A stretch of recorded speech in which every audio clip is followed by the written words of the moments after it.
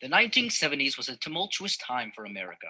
It was a revolution after a decade of change. With the various civil rights movements of the 1960s having achieved a great deal of legislative success, they felt as if society still needed reformation. As a result, groups and organizations formed to challenge society. Many of them were perceived as radical. Groups like the Black Panthers were even perceived as a threat to society. Movements sprung for women's liberation and sexual liberation. Although there were great strides in the name of progress, some felt like it was not enough, like they were being left out. In late 1969, the LGBT community had just experienced a turning point. The Stonewall riots pushed the community to organize and demand their rights. Just like other movements at the time, the alleged conservative ways of the 1960s were being abandoned for new methods. The Mattachine Society dominated the gay rights scene of the 1950s and 60s. The Mattachine Society pleaded that the homosexuals should assimilate into society's established roles. But after Stonewall, the LGBT community sought direct confrontation with the roles that challenged their existence. Rather than conform, they demanded to be liberated. Although this new philosophy of liberation was considered radical, there was still disagreement within the new movements. Two organizations ended up forming almost immediately after Stonewall: the Gay Liberation Front and the Gay Activists Alliance. The Gay Liberation Front was a multi issue organization. They believed that homophobia was one aspect of society that needed to be changed. They considered the whole picture: the intersection of race, class, gender, and the influences of capitalism. There were different chapters and caucuses that focused on specific groups, such as the Drag Queens Caucus led by Silvia Rivera.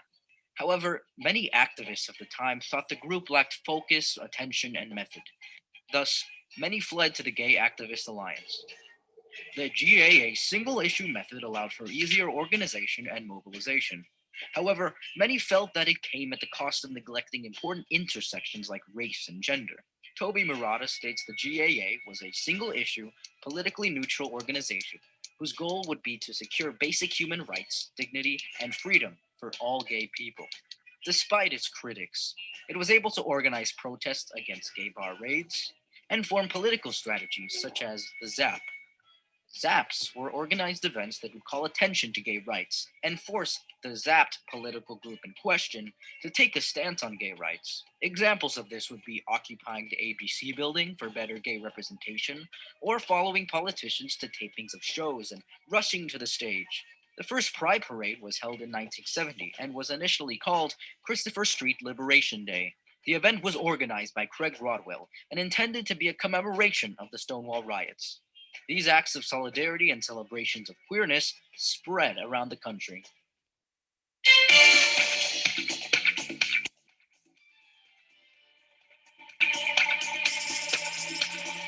San Francisco was once a haven for the summer of love in 1967. The intersection of Haight and Ashbury was a hotspot for hippies and free love. This attracted many young progressives and sexual revolutionaries. However, around the 1970s, Haight and Ashbury became a haven instead for drugs and crime. This prompted many queer people to instead move to the Castro Street. LGBT culture in San Francisco was vast. The 70s and LGBT activism were defined by the queer community discovering itself. They came together to form organizations, communities, stores, bookshops, and even churches. The Castro Street would become one of the defining cultural aspects of the LGBT community. Although the community was diverse, one of the most famous expressions of gay liberation was the Castro clone subculture. It was mostly gay men who would dress in traditionally masculine and rough clothing. Erotic artist Tom Finland wanted to celebrate gay sexuality and eroticism through subcultures like leather.